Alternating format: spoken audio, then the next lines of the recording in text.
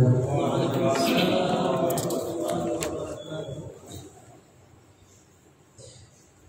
Alhamdulillah wassalatu wassalamu ala Rasulillah Sayyidina Muhammad bin Abdillah wa ala alihi wa sahbihi wa mawala. Ayyuhan nas ittaqullaha haqqa tuqatih wa la tamutunna illa wa antum muslimun.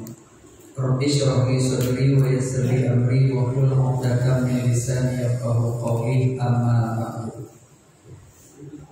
Bersyukur kepada Allah Subhanahu wa taala yang mana Allah pada maghrib yang mulia ini kita masih diberi kesempatan untuk hadir pada tempat yang sangat-sangat mulia ini dalam rangka sama-sama kita berubudiyah kepadanya, melaksanakan sholat maghrib secara berjamaah.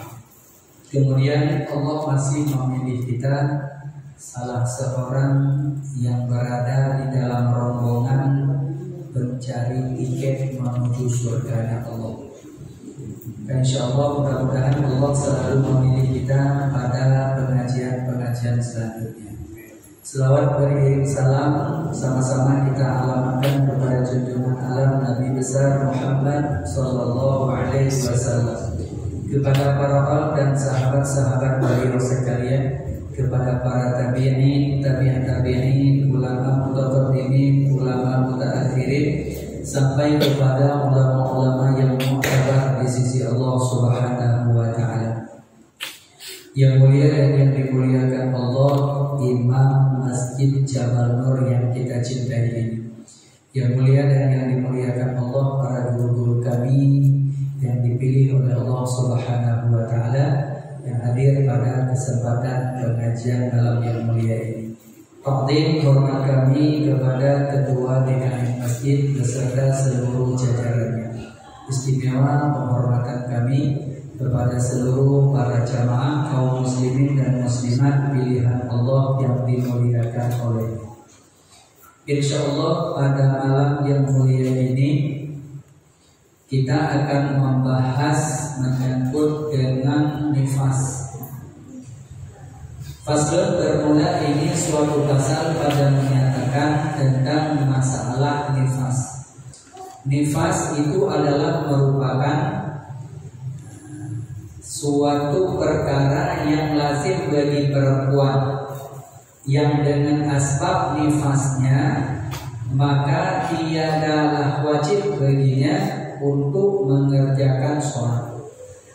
Maka adapun bermula sekurang-kurangnya nifas. Ini nifas sekurang-kurangnya yaitu satu lahdoh, sekucup mata. Itu adalah sekurang-kurangnya nifas. Sementara sebanyak-banyaknya nifas bagi seorang perempuan 60 hari, 60 malam. Itu sebanyak-banyaknya nifas pada seorang perempuan. Walibuha, dan pada galibnya perempuan itu nifas yaitu 40 hari. 40 hari itu pada kebiasaannya perempuan. Namun andai kata karena sekurang-kurangnya nifas bagi seorang perempuan itu sekucup mata, andai kata ada perempuan yang nifasnya suci atau bersih dia baru 10 hari, maka hari yang ke-11 dia sudah wajib mengerjakan sholatnya. Jangan sampai nanti dia tunggu sampai 40 hari, padahal pada hari yang ke-10-nya dia sudah tidak ada lagi nifasnya. Karena yang namanya nifas, darah yang keluar sesudah wiladah. Darah yang keluar sesudah wiladah itu namanya nifas. Jadi yang namanya wiladah itu apa? Wiladah itu adalah baby yang keluarnya. Jadi baby yang keluar namanya wiladah. Darah yang keluar sesudah baby itu namanya nifas. Nah, maka sekurang-kurang nifasnya harus kita pahami, karena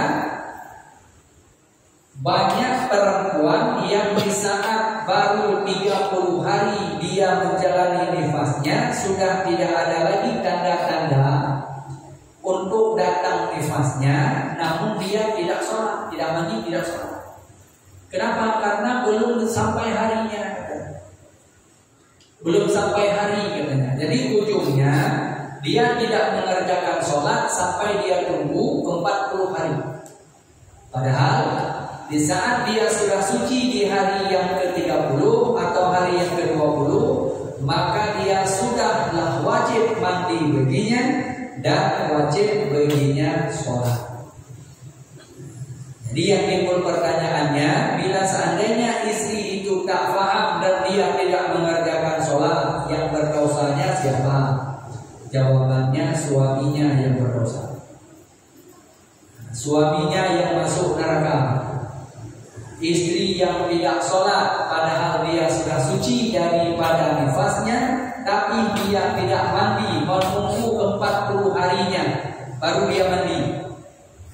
Maka selama dia sudah bersih daripada nifasnya dan dia tidak mandi, dia tidak sholat, maka yang menanggung dosa itu adalah suaminya. Maka berat beban kepada suami, harus kita paham tentang masalah nifas yang dialami atau dijalani oleh seorang istri. Begitu pula dengan haidnya. Haid bagi seorang perempuan, nifas bagi seorang perempuan, bila dia tidak mengerti tentang hukumnya, yang tanggung jawab di hadapan Allah adalah suaminya. Nah, maka apabila sudah selesailah nifasnya, maka segera baginya wajib untuk mandi dan mengerjakan sholatnya. Adapun selama dia sedang dalam keadaan menjalani nifasnya, maka dia adalah wajib baginya mengqadhakan sholatnya, dan wajib baginya mengqadhakan puasanya. Di andai kata misalnya nifasnya sedang dalam keadaan bulan Ramadan, maka puasa wajib diqadha. Tapi tidaklah wajib dia mengqadhakan sholat, ruksah. Kemudian adapun bermula haram bagi orang yang sedang dalam keadaan nifas dan dalam keadaan haid, ada 10 perkara. Nah, ini yang perlu difahami. Karena betapa banyak ibu-ibu yang sedang dalam haidnya namun dia melanggar aturan haram itu. Maka bila seandainya dia melakukan itu, maka berdosa. Padahal kalau dia tinggalkan dapat pahala. Ayusaku ala tarkih wa yu'aqabu ala fi'lih. Diberi pahala kalau dia tinggalkan itu, dan disiksa kalau dia melakukannya. Karena itu hukumnya haram. Maka di sini dibahas haram di atas perempuan yang sedang dalam keadaan haidnya dan dalam keadaan nifasnya, ada 10 perkara. Al-awalu, yang pertama haram di atasnya perempuan itu sholat. Ya, sholat, sholat fardu ataupun sholat sunnah. Jadi tiada boleh bagi seorang perempuan yang sedang dalam keadaan haid dan dalam keadaan nifas, yaitu sholat, baik sholatnya fardu atau sholatnya sunnah. Dan yang tasyabih dengannya sholat. Disyarah di sini mana yang tasyabih dengan sholat, bukan sholat tetapi ada serupa dengan sholat, seperti sujud syukur. Nah, bagi seorang perempuan yang sedang dalam haid, seorang perempuan yang sedang dalam nifas, tidak diperkenankan baginya sujud syukur. Kenapa? Karena sujud syukur bukanlah sholat, tetapi itu termasuk bagian daripada sholat, bukan sholat. Nah, makanya sujud syukur itu mesti memenuhi syarat. Jadi orang yang sujud syukur tidak ada syaratnya, maka gugur masyruh. Karena syaratnya sujud syukur yang pertama berwudu. Itu syarat sujud syukur, suci daripada hadas kecil dan hadas besar. Kemudian dia ada takbirnya, Allahu Akbar, walau sambil duduk sekalipun. Nah, Ada takbirnya. Sesudah takbirnya tak ada rukuk, langsung kepada sujudnya. Nah, sekali saja sujudnya, kemudian bangun daripada sujudnya, kemudian dia salam, nggak perlu baca tasyahud, langsung salam. Itu baru namanya sujud syukur. Nah, jadi bukan sujud syukur karena gol bolanya, sujud syukur di tengah lapangan. Nah, itu bukan sujud syukur. Karena sujud syukur ini memenuhi syaratnya, wajib tutup aurat, menghadap ke kiblat, ada takbirnya lagi. Itu baru namanya sujud syukur. Nah, jadi kalau seandainya tidak memenuhi syarat, itu bukan sujud syukur. Lalu kalau bukan sujudnya syukur, sujud apa juga? Nah, ini yang jadi harus berhati-hati. Ya, Syekh Muhammad Arsyad Al-Banjari di dalam kitab Sabilal Muhtadin, beliau menjelaskan sujud itu hukumnya haram. Walau yang kita anggap itu adalah sujud ubudiyah sekalipun, yang kita anggap itu kan sujud syukur. Sujud syukur itu kan sujud ubudiyah. Nah, ya, maka apabila tidak memenuhi syarat, maka kita dosa yang didapati. Ini hukumnya haram. Nah, ini di dalam kitab Sabilal Muhtadin karangan yang mulia Syekh Muhammad Arsyad Al-Banjari. Namun di dalam kitab Tauhid Darussalim itu dibahas bila sujud tidak memenuhi syarat, itu hukumnya syirik. Syirik. Ini yang harus berhati-hati kita. Makanya jangan main-main dengan sujud, karena sujud itu tidak boleh kepada siapa-siapa kecuali hanya kepada Allah sahaja. Jadi sujud yang kita anggap kepada Allah tapi tak memenuhi syarat, itu sujudnya gugur. Kalau gugur daripada sujudnya, maka itu sujud untuk siapa? Nah, makanya berhati-hati menyangkut dengan sujud, karena Allah memutuskan. Allah ketok palu. Nah, ya, sebelum kita berbakti ke orang tua, Allah putuskan dulu. Wa qadha rabbuka alla ta'budu illa iyyahu, kata Allah. Allah memutuskan tidak boleh sujud kecuali hanya kepada Allah sahaja. Nah, kalau seandainya sujud tidak memenuhi syarat, karena sujud kepada Allah mesti wajib memenuhi syarat, baru dihitungnya sujud. Kalau tidak memenuhi syarat, maka tidak sah sujudnya. Makanya haram bagi perempuan yang sedang dalam haid, sedang dalam nifas, yaitu sholat. Baik sholatnya sholat fardu atau sholatnya sholat sunnah, atau yang tasyabih dengannya sholat, walau itu bukan sholat. Nah, seperti tadi yang kita bahas, itu sujud syukur. Maka bila seandainya datang nikmat sedang dalam keadaan haid atau nifas, enggak perlu untuk sujud syukur, cukup dengan bersyukur bil lisan, ucapkan alhamdulillah, selesai. Karena sujud syukur itu namanya syukur bil fi'li. Nah, ini yang pertama. Kemudian haram yang kedua bagi seorang perempuan yang sedang dalam haid dan nifasnya, yaitu tawaf di Baitullah. Tawaf di Baitullah juga tiada diperkenankan baginya. Bahkan bagi seorang perempuan yang datang bulan di saat tawaf wada. Tawaf wada, ya, bagi haji. Tawaf wada bagi haji, bagi seorang perempuan yang haid gugur tawafnya, itu tidak perlu dia tawaf. Nah, nggak perlu dia tawaf, dia dimaafkan. Walau itu adalah pekerjaannya adalah pekerjaan wajib, karena tawaf wada bagi orang haji itu adalah hukumnya wajib. Kalau bagi orang umrah, nah itu yang ada khilaf. Ada sebahagian ulama mengatakan wajib. Ada sebagian ulama mengatakan itu sunnatun muakkadatun, sunnah muakkad. Ya, tawaf wada. Tawaf wada itu tawaf perpisahan. Tawaf minta izin kembali meninggalkan Baitullah. Nah, jadi ini haram bagi perempuan yang sedang dalam keadaan haid dan dalam keadaan nifas. Ya, siapa tahu ya, pas sampai ke Mekah melahirkan di sana. Sesudah itu dia dalam keadaan ya, nifasnya, maka tidak boleh. Tak boleh tawaf. Kemudian wasalisu yang ketiga, ya, haram bagi seorang perempuan yang sedang dalam haid dan nifasnya itu menjabat Al-Quran. Menjabat Al-Quran. Jadi menjabat Al-Quran itu pegang. pegang saja. Ini pegang namanya, ini menjabat. Maka haram baginya itu menjabat.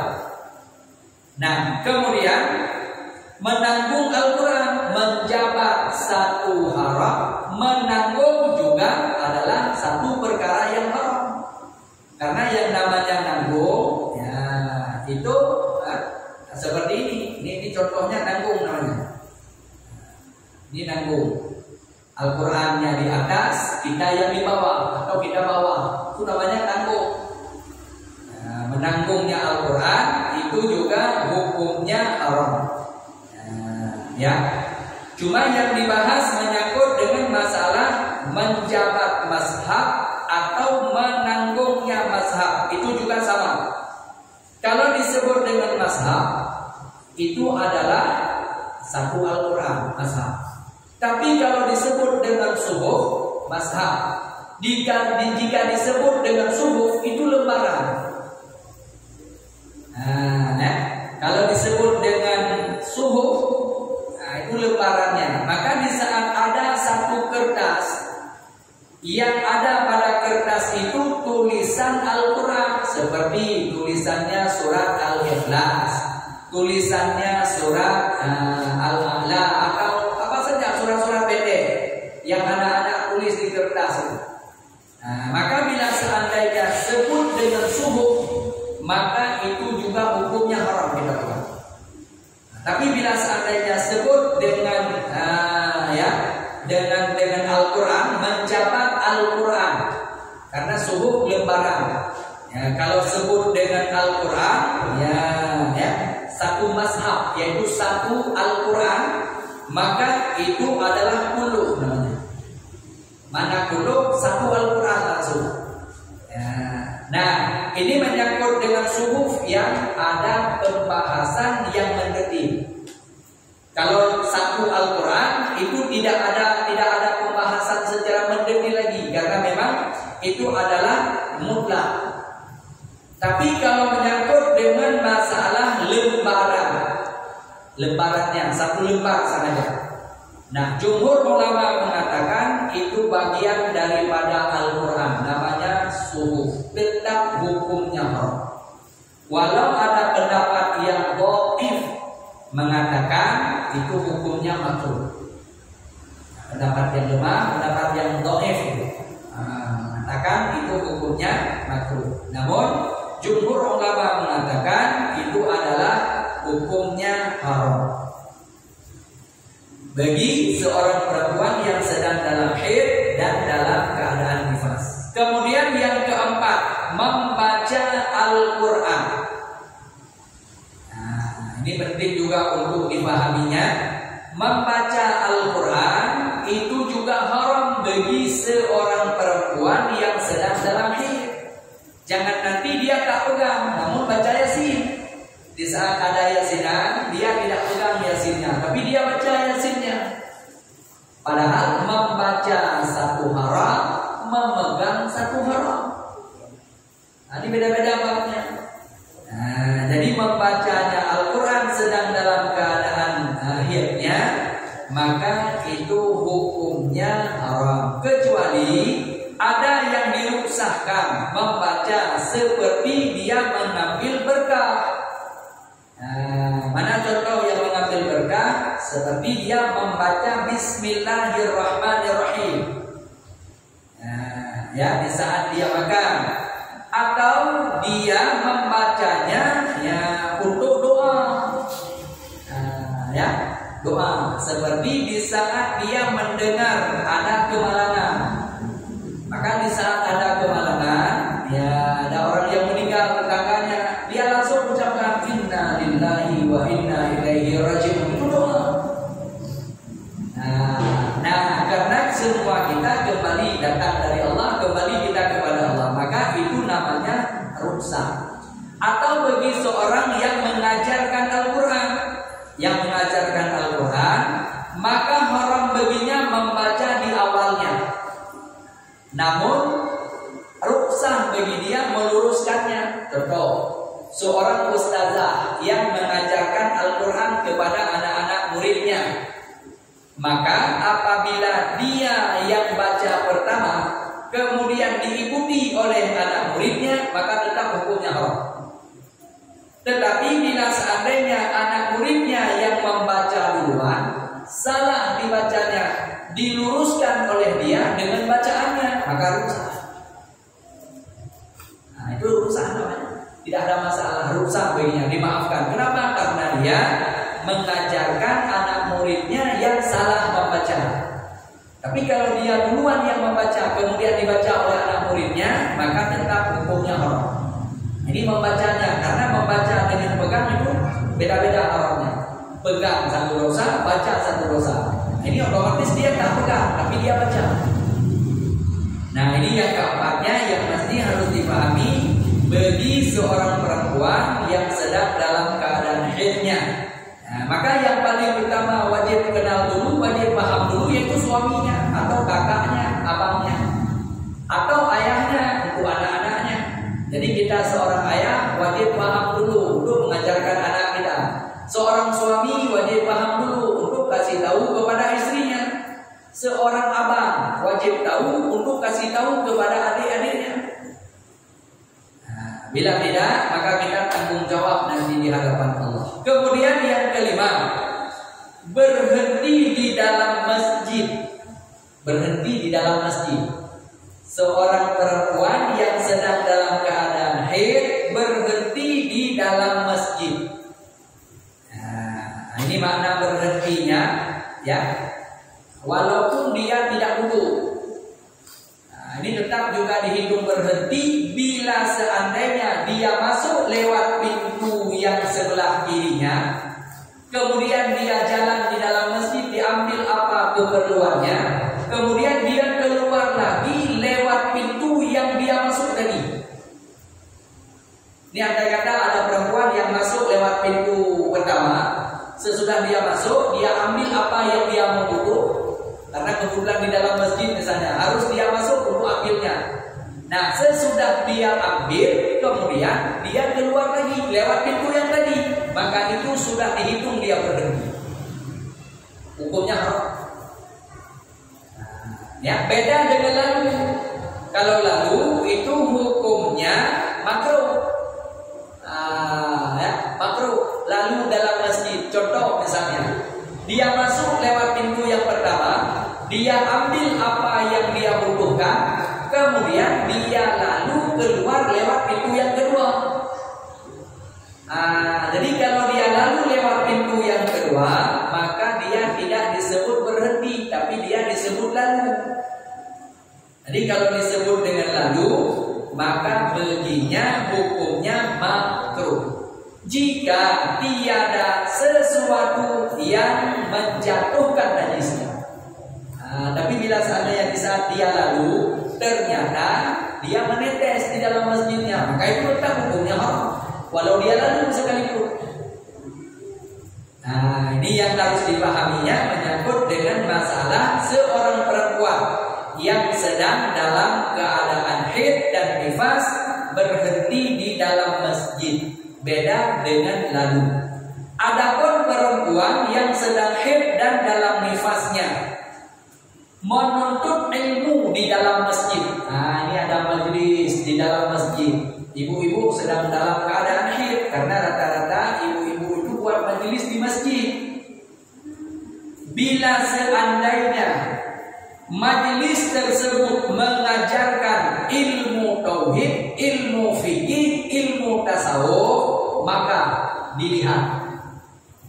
Bila seandainya yang mengajarkan ilmu tauhid, ilmu fikih, ilmu tasawuf itu ada di tempat lain yang bukan di masjid, maka bagi dia walau untuk menuntut ilmu masuk dalam masjid, berhenti dalam masjid, tetap hukumnya haram.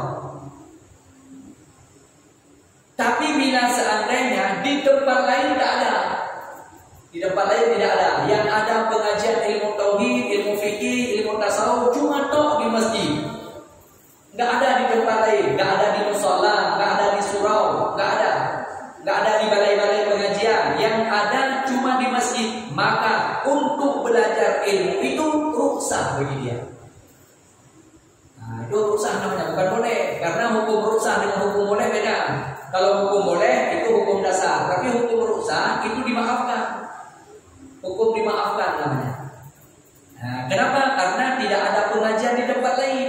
Tapi bila seandainya pengajiannya di tempat lain tidak ada, yang ada di masjid, tapi bukan mengajarkan 3 ilmu itu. Bukan mengajarkan ilmu tauhid, bukan mengajarkan ilmu fikih, bukan mengajarkan ilmu tasawuf. Apa juga perkumpulannya untuk salawat kepada Rasul. Perkumpulannya karena ada salawat kepada Nabi. Nah, ibu-ibu hadirat, pokoknya ada salawatan di dalam masjid. Dia sedang dalam keadaan datang bulan. Itu ijma para ulama. Tak ada khilaf. Hukumnya haram. Nah, ini perlu untuk dipahami bagi ibu-ibu karena itu adalah dosanya kepada suami. Makanya suami harus juga ngerti kalau kita tahu istri kita itu haid, ini dia ada acara di masjid, kita harus tahu dulu, harus tengok dulu di masjid itu acara apa. Kalau acaranya acara salawat, bukan pengajar, bukan pelajaran ilmu tauhid, ilmu fikih, ilmu tasawuf. Dan kita tengok ada nggak pengajian ilmu tauhid, ilmu fikih, ilmu tasawuf di luar daripada masjid. Karena itu adalah tanggung jawabnya seorang suami. Nah, bila seandainya memang salawat, kita harus kasih tahu, dek, itu di masjid salawat. Nah, kalau salawat, kamu sedang dalam keadaan halangan, tak boleh masuk ke dalam masjid karena haram bagi perempuan yang sedang dalam haid itu ada 10. Nah, jadi yang kelima berhenti di dalam masjid. Kemudian yang keenam, berulang-ulang lalu di dalam masjid. Yang tadi sekali lalu hukumnya makruh, tapi kalau sudah lalu-lalu dengan lalu-lalu ada beda. Ada beda. Kalau lalu itu sekali namanya, tapi kalau lalu-lalu sudah bolak-balik di dalam masjid. Sementara dia adalah sedang dalam keadaan datang bulan. Jadi berulang-ulang lalu di dalam masjid itu tetap juga hukumnya haram yang keenam. Nah, jadi lalu sekali rusak, tapi kalau sudah berkali-kali berulang-ulang lalu di dalam masjid, nah ini yang harus dipahami. Kemudian yang ketujuh, haram bagi seorang perempuan sedang haid dan sedang nifas. Yang ketujuh, puasa. Baik itu puasanya puasa fardu atau puasanya puasa sunnah, tetapi wajib baginya untuk mengqadhakan puasa fardunya itu. Nah, jadi kalau seandainya dia sedang dalam keadaan bulan Ramadan, tiba-tiba datang bulan, maka haram baginya puasa, nggak boleh melanjutkan puasanya. Kenapa? Karena dia sedang dalam keadaan datang bulannya. Jadi bagaimana? Bagi dia bukan puasa yang dia jalani, tetapi sunnah baginya untuk imsak saja. Nah, bukan puasa, karena kalau puasa berhajat ke niat. Jadi kalau imsak enggak berhajat kepada niat. Jadi imsaknya dia dapat pahala imsaknya, tapi wajib qadha tetap.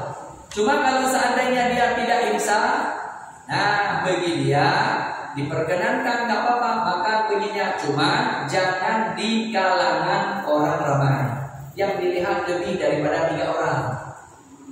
Nah, boleh dia makan, nggak apa-apa, sendiri di rumah, karena dia sedang dalam keadaan diperkenankan untuk makan, karena tidak boleh baginya puasa. Cuma kalau imsak, itu boleh. Sunat baginya imsak, namun haram baginya puasa. Karena imsak dengan puasa itu sama tapi beda. Nah, gimana pahamnya? Sama tapi beda. Imsak menahan diri, puasa juga menahan diri. Nah, cuma kalau puasa ada aturannya, dalam arti aturan yang diikat dengan syariat. Maka tidak boleh baginya, ada niatnya. Nah, ini kalau seandainya puasa. Ya, tapi kalau imsak nggak ada niat pun nggak ada masalah. Nggak ada niat dia pun nggak apa-apa. Menahan diri saja dari makan dan minumnya. Nah, itu namanya imsak. Nah, ini adalah merupakan perkara yang haram haram bagi seorang perempuan yang sedang dalam keadaan datang bulannya. Yang ketujuh. Kemudian yang kedelapan, haram bagi seorang suami, haram bagi seorang suami menyentuh istrinya baina surah wa rukbah, antara pusat dan lututnya. Seorang istri sedang dalam keadaan haid, maka bagi seorang suami haram menyentuh antara pusat dan lututnya. Nah, ini bagi suami harus dipahaminya. Bagi suami, istri yang sedang dalam keadaan haid, maka menyentuh antara pusat dan lututnya itu adalah hukumnya haram. Jikalau tiada berkeinginan untuk wati sekalipun, tiada keinginan untuk berhubungan suami istri karena dia sedang dalam keadaan haid, cuma kita sentuh saja, dielus-elus saja antara pusat dan lututnya, hukumnya haram. Walau tidak ada ingin untuk berhubungan suami istri. Ini pembahasan di dalam kitab Hidayatul Muqtadi. Pembahasan haram bagi seorang laki-laki, seorang suami menyentuh istrinya baina surah wa rukbah, antara pusat dan lututnya, walau dengan tiada keinginan untuk berhubungan suami istri sekalipun. Yang kedelapan. Kemudian yang kesembilan, haram bagi seorang perempuan yang sedang dalam keadaan haid dan dalam keadaan nifasnya mandi berwajib, mandi berniat, mandi yang ada niat wajib. Ini sering kejadiannya bagi perempuan yang nifas nih. Kalau yang haid jarang-jarang.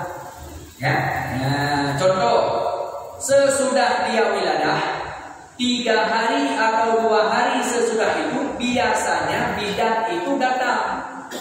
Maka dia ngomong kepada wanita, kepada perempuan yang melahirkan itu, ayo kita mandi wiladah dulu. Mandi wiladah. Padahal dia sedang dalam nifas.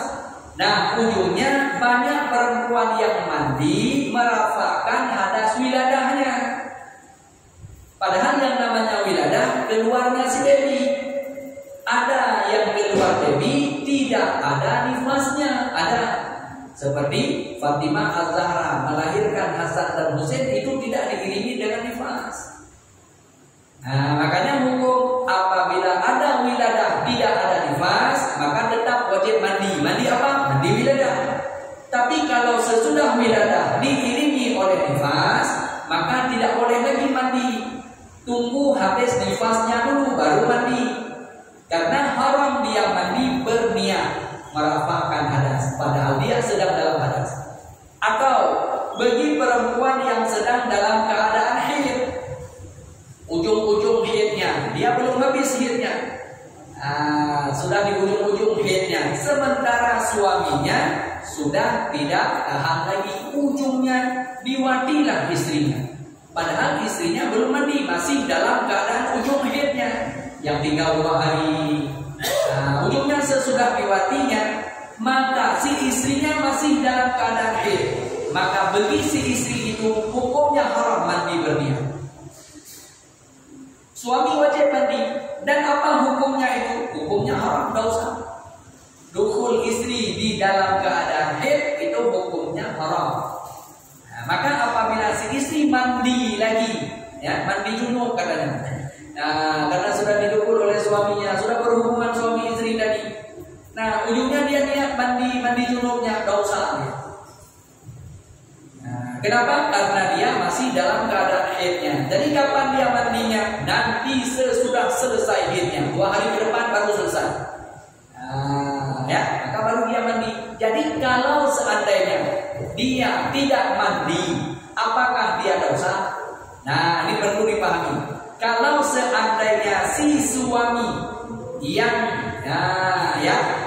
yang mendahulunya terhadap istrinya, maka si istri dihitung korban, tidak berdosa. Yang berdosa siapa? Suaminya. Suami berdosa karena menggauli istrinya sedang dalam keadaan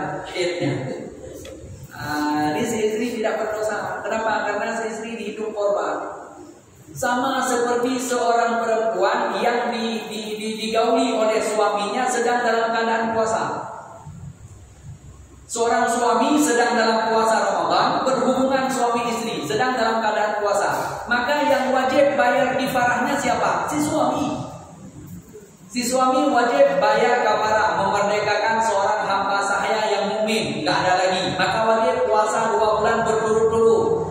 Bagi si suami, si istri ada wajib puasa 2 bulan berturut-turut? Enggak, karena si istri dihitung korban.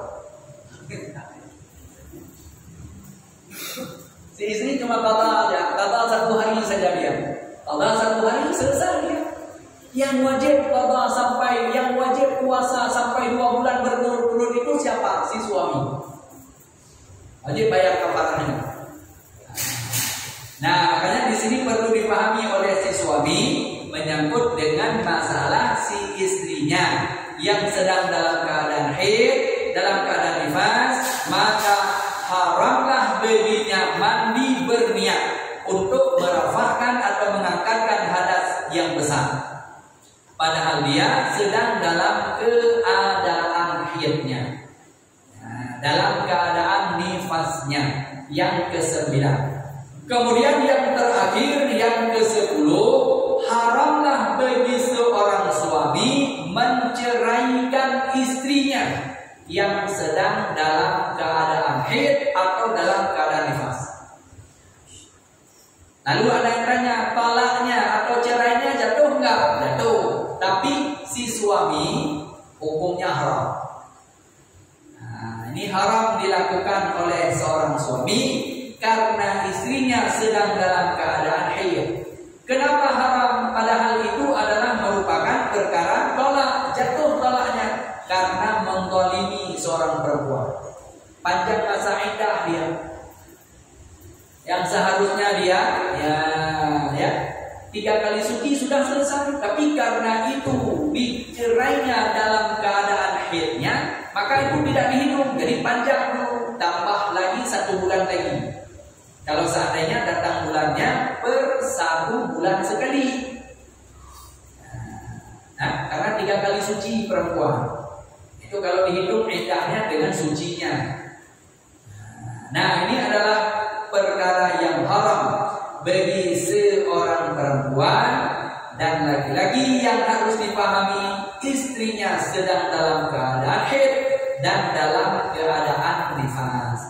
Maka yang tadi itu wati di dalam haidnya perempuan itu atau dalam nifasnya, maka itu adalah merupakan dosa bagi seorang suami. Tingkat yang halus saja dibahas. Memegang antara pusat dan lututnya, apalagi sesudah itu langsung wati. Maka itu adalah hukumnya haram. Karena dalam hukum syariat dibahasnya yang rendah. Kalau yang berat tidak perlu dibahas lagi. Tingkat yang rendah sahaja. Wala taqul lahuma uffin. Jangan engkau katakan ke orang tuamu kata-kata sahaja tak boleh. Kalau pun lebih-lebih aulah tak boleh. Begitu pula di sini dibahas haram memegang antara pusat dan lututnya, menyentuh antara pusat dan lututnya, walau tak ada keinginan untuk pukul, apalagi ada keinginan untuk pukul. Maka inilah 10 perkara yang mesti wajib difahami oleh orang mukallaf. Laki-laki kah dia, perempuan kah dia. Bila seandainya dia tidak memahaminya, maka belumlah lepas dia untuk tuntutan fardhu ainnya. Ini yang perlu untuk dipahaminya, menyangkut dengan masalah 10 perkara ini yang diharamkan di atas perempuan yang sedang dalam keadaan haid dan dalam keadaan nifasnya. Namun si suami wajib memahami karena ada terlibatnya suami di situ. Seperti haram bagi seorang suami mentolakkan istrinya karena lafaz talak pada si suami, tetapi si istri sedang dalam haid. Inilah yang bisa kami sampaikan pada pertemuan malam ini. Sebelum kita tutup, masih ada waktunya berapa menit? 7 menit lagi ya. Kami beri kesempatan. Ada yang ingin bertanya? Ada yang ingin bertanya? Baik menyangkut dengan pembahasan yang sedang kita bahas atau di luar daripada tema yang sedang kita bahas malam ini. Ada yang ingin bertanya? Kami beri kesempatan karena masih ada waktunya 7 menit lagi. Ada yang ingin bertanya? Ayo. Assalamualaikum warahmatullahi wabarakatuh. Ingin bertanya, kenapa wajib mengqadha puasa sedangkan tidak wajib mengqadha sholat? Ya. Itu aja Tengku. Ya. Kenapa wajib qadha puasa sementara tidak wajib qadha sholat? Di saat datang bulannya, di saat sedang dalam keadaan nifasnya, kenapa sholat tidak wajib qadha? Kenapa puasa wajib qadha? Karena puasa itu ibadah tahunan. Setahun sekali itu perintahnya. Sementara sholat itu ibadah harian. Tiap hari harus dilakukan. Jadi alangkah berat sekali bila seandainya perempuan itu disuruh qadha karena tiap bulan dia harus qadha. Makanya Allah lebih tahu dan lebih paham kepada hambanya. Maka Allah tidak akan memberatkan hambanya. Maka dimaafkan. Jadi tidak perlu engkau sholat. Aku maafkan, aku ampuni dosamu. Tak perlu kamu sholat. Malah bila kalian sholat, aku harapkan. Kalau kalian rajin betul mau sholat, aku berikan dosa.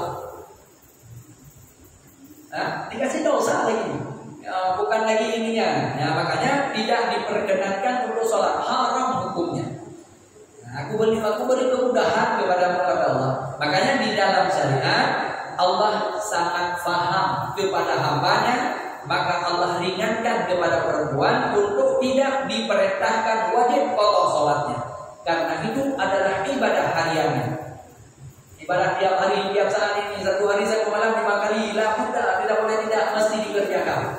Selagi dia masih berakal, nggak bisa berdiri, boleh duduk, nggak boleh duduk, boleh berbaring, nggak boleh berbaring, terlintang, nggak bisa terlintang, kaifa amkana. Apabila akal masih ada, kedip-kedip mata pun tetap masih wajib sholat. Kecuali matanya pun nggak kedip-kedip lagi. Itu tinggal kita bawa ke masjid, tinggal AA yang jadi imam, dia yang di depan.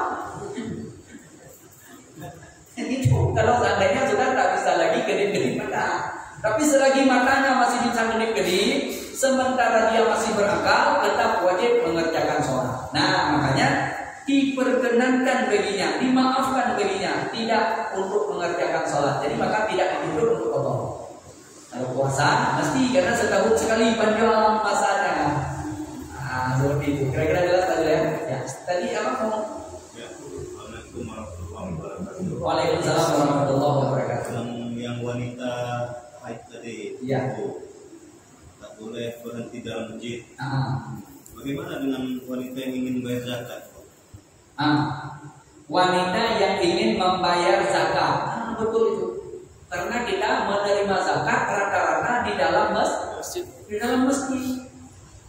Ini hati-hati ditanya. Maka apabila seorang perempuan yang datang membayar zakat, karena membayar zakat di tempat kita tidak disediakan di tempat lain, cuma di masjid kan gitu.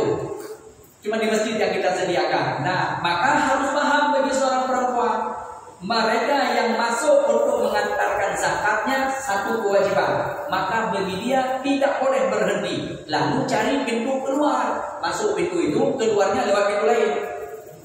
Itu caranya supaya dia tidak dihitung berhenti. Karena itu hajat tadi.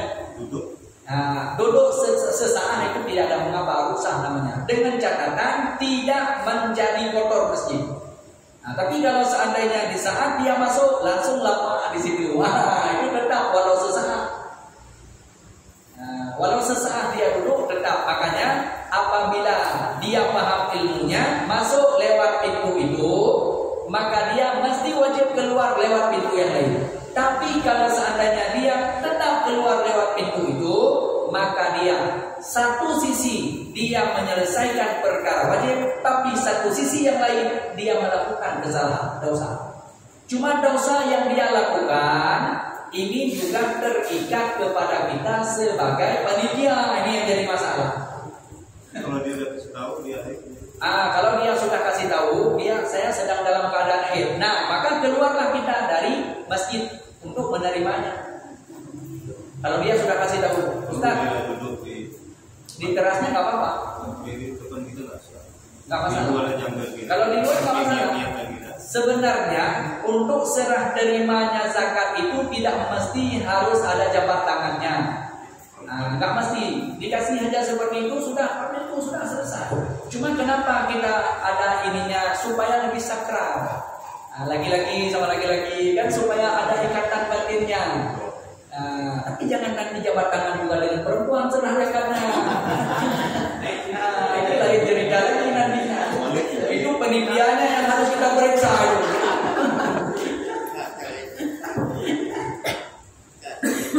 Nah, jadi kalau misalnya dia sudah kasih tahu, maka kita boleh terima zakatnya itu di luar. Itu tidak ada masalah. Niatnya sudah dari tadi dia sudah niat itu. Karena di saat dia sudah belinya, memang di saat dia beli berasnya, di saat dia bawa berasnya, itu memang sudah niatnya. Karena itu sudah muqtarid bi fi'li namanya. Cuma sampai ke masjid itu kan serah saja. Dia serah kepada amir yang sudah diangkat itu, yang sudah diangkat, yang sudah ada surat ibunya kan. Ya, kira-kira jelas ya? Insyaallah. Wallahu a'lam bis-shawab wa ilayhi al-marji' wal ma'ab. A'udzu billahi minasy syaithanir rajim. Bismillahirrahmanirrahim. Alhamdulillahirabbil alamin. Hamdan syakirin, hamdan na'imin, hamdan yuwafi ni'amahu wa yukafi'u mazidah. Ya Rabbana lakal hamdu kama yanbaghi li jalali wajhikal karim wa 'azimi sultanik. Allahumma shalli ala sayyidina Muhammadin salatan tunjina biha min jami'il ahwali wal afat wa taqdi lana biha jami'il hajat wa tutahhirna biha min jami'is sayyi'at wa tarfa'na biha indaka 'ala darajat wa tuballighna biha aqsal ghayati min jami'il khairati fil hayati wa ba'dal mamati innaka 'ala kulli syai'in qadir. Allahumma ahyina bil iman wa amitna bil iman wa husna bil iman wa adkhilna al jannata ma'al iman bi rahmatika ya arhamar rahimin. Allahumma ighfir lana dhunubana wa dhunuba wa li walidina wa li masyayikhina wa li jami'il mu'minina wal mu'minat wal muslimina wal muslimat al ahya'i minhum wal amwat bi rahmatika ya arhamar rahimin. Allahumma inna nas'aluka salamatan fid din wa afiyatan fil jasadi wa ziyadatan fil ilmi wa barakatan fil rizqi wa tawbatan qabla al-maut wa rahmatan 'inda al-maut wa maghfiratan ba'da al-maut. Allahumma hawwin 'alaina fi safaratil maut wa najata minan nar wal 'afwa 'inda al-hisab. Allahumma ij'al hadha jam'an marhuma wa tafarraqana min ba'dihi tafarruqan ma'suman. Rabbana atina fid dunya hasanah wa fil akhirati hasanah wa qina adzaban nar. Sallallahu ala sayyidina Muhammad wa ala alihi wa sahbihi ajma'in. Subhana rabbika rabbil izzati 'amma yasifun wa salamun alal mursalin walhamdulillahi rabbil alamin. Al-Fatihah. A'udzu billahi minasy syaithanir rajim. Bismillahirrahmanirrahim. Alhamdulillahi rabbil alamin. Ar-rahmanir rahim. Maliki yaumiddin. Iyyaka na'budu wa iyyaka nasta'in. Ihdinas siratal mustaqim. Siratal ladzina an'amta 'alaihim ghairil maghdubi 'alaihim waladdallin. Amin. Alhamdulillah. Terima kasih atas segala perhatian. Mohon maaf atas segala kekurangan dan kekhilafan. Hadanallahu wa iyyakum ajma'in. Assalamualaikum warahmatullahi wabarakatuh. Waalaikumsalam.